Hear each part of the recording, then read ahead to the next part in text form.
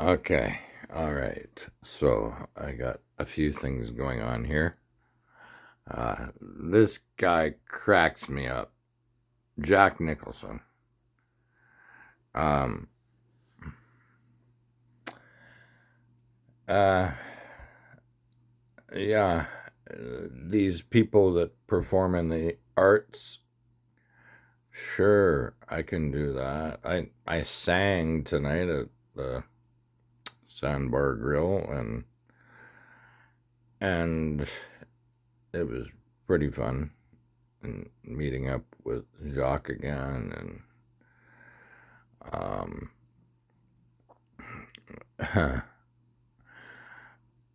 yeah, Jennifer, you're gone at 46. Pretty sad. But the thing is, um, if you would have came to Indonesia with me, we would have done great. Um, the others, I'm not too sure. So, I used to do that.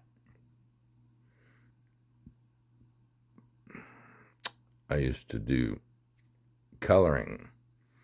And I found my 4.5 glasses. So now I can see up close. And maybe I should try a game of poker. Me and Abby played poker a lot. And, well. So, this guy cracks me up. This is Jack Nicholson at the Warren Beatty Tribute, 2004. Okay. Yeah, I am interested in watching this.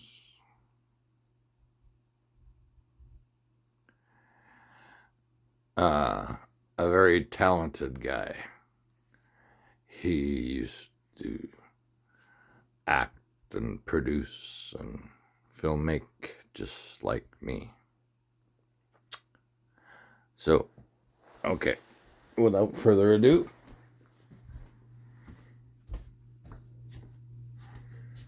hey, there's me.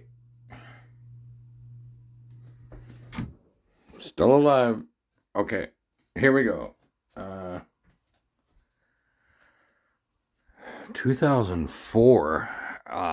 Okay, that's when my youngest daughter was 2. And my oldest daughter was 8.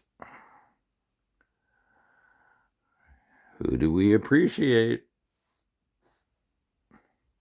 Now, this guy, Jack, I don't know why I'm thinking about Jack Nicholson today. It's just he's infectious with his style. He's got a class to him. All right, I gotta watch this. It's only 5 minutes, so.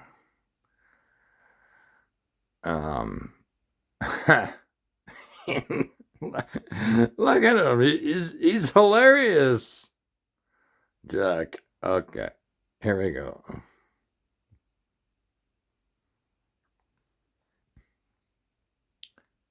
Ladies and gentlemen, the 2001 Kennedy Center honoree, Jack Nicholson.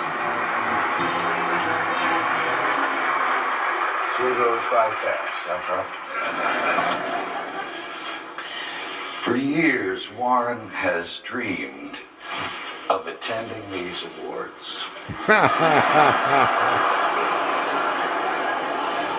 Unfortunately, not exactly as a Kennedy honoree, but as the President of the United States. Oh. There's Things didn't work out that way, so Warren has made sure his films always have a strong political theme. Heaven Can Wait deals with protecting the environment. Bulworth touches on campaign reform. And Bonnie and Clyde the right to bear arms.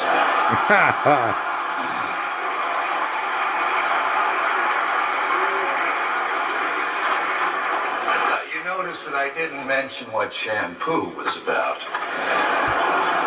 I think I'll dispense with the usual flattery. That could be depressing, at least to one of us.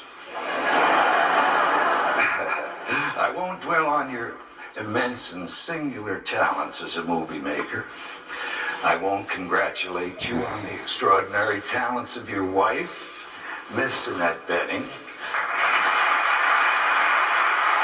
Yeah.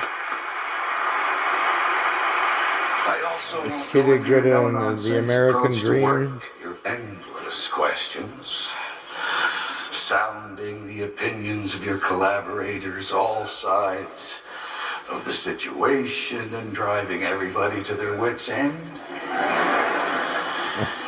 And I won't talk about what an extraordinary doting father you are to the 4 little bees. 4 little bees. There they are, the Talk kids. about your performing arts. But I would like to take a moment to discuss Elton John, our Thanksgiving this year. The Beatties and I are neighbors, and they invited us over, as they always do. And at the table, of course, the 4 little bees, one of whom read an original prayer, which she had written, directed, produced, and performed. The acorn don't fall far from the tree. Her older sister immediately inquired of the group at the table, what is the meaning of life? Ben, his son, later gave us not 1, but 6 consecutive versions of King Wenceslas, you know, King Wenceslas, on his newly acquired instrument, the slide trombone.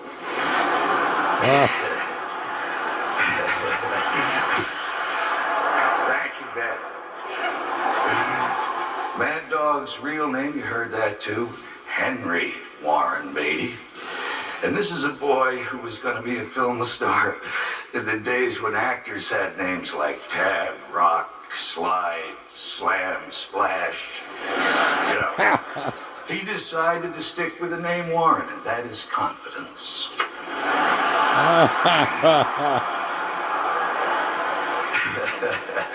To put it simply, also Warren is a hypochondriac.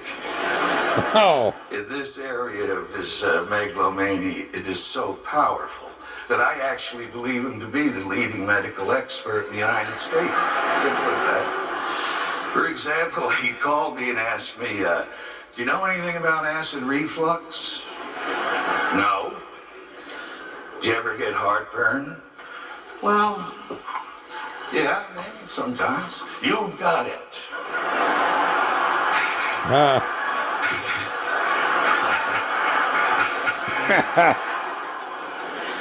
After all this kidding around, I'd simply like to say that my admiration for you and your talents and your character, you know, knows no bounds. I'm delighted to be here, and I'm proud to be here when you receive this award. And I know this is starting to make you get a little squirmy. I know that. No, it's that. I was watching your reactions backstage. You look insane. Oh.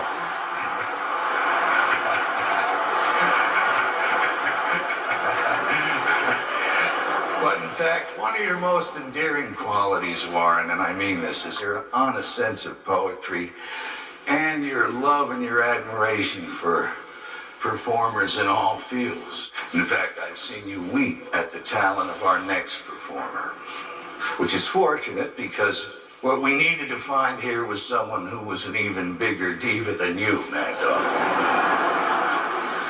So now, may I present a real diva, the divinely gifted and inspiring Renee Fleming.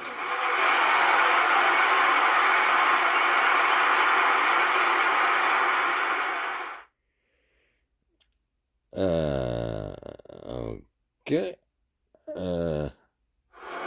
Shirley MacLaine Jade was going to be here to present the Thalberg Award to her brother Warren, but she's still not done with a Streisand tribute at the Golden Globes. So,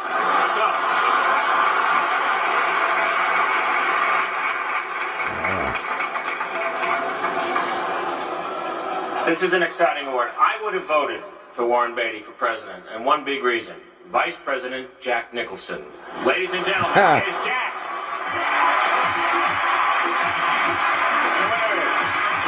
Jack Nicholson and Jack Nicholson. Jack Nicholson and a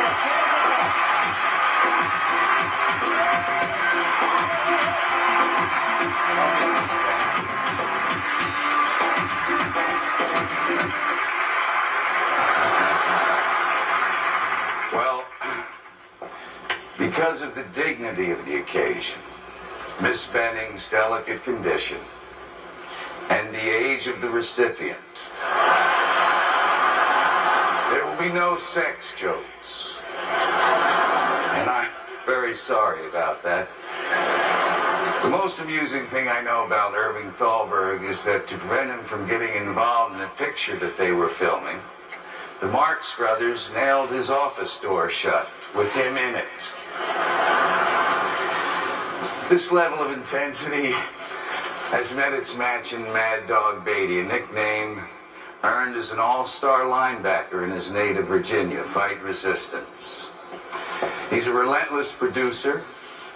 He's even produced this presentation. He's seen to it that all of the seat fillers are board-certified obstetricians. Warren leaves little to chance. This may be why he's been nominated for an Oscar 14 times as a producer, an actor, a writer, and a director.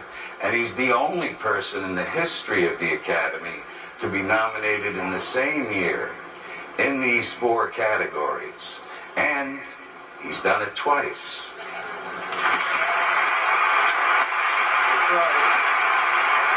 I'm related to Clint. Me and my sister related to Warren Clint. plays repeats. Everybody needs a fresh start. Once in a while. And that's what so many of Warren's movies are about. Bonnie and Clyde, Reds, Shampoo, Heaven Can Wait, Love Affair, and Bulworth are about people starting over with an almost childlike optimism, though they're often in the middle of their lives. They chase their dreams, and their dreams survive as long as they refuse to give in to a reality of a world that is geared to crush them. They have a vision of a better... Yeah. Wow. A world that's geared to crush them. Interesting. Anyways, that's about it for now. I think, this guy is hilarious. I don't know. I just think Jack Nicholson is pretty funny. And he's inspiring.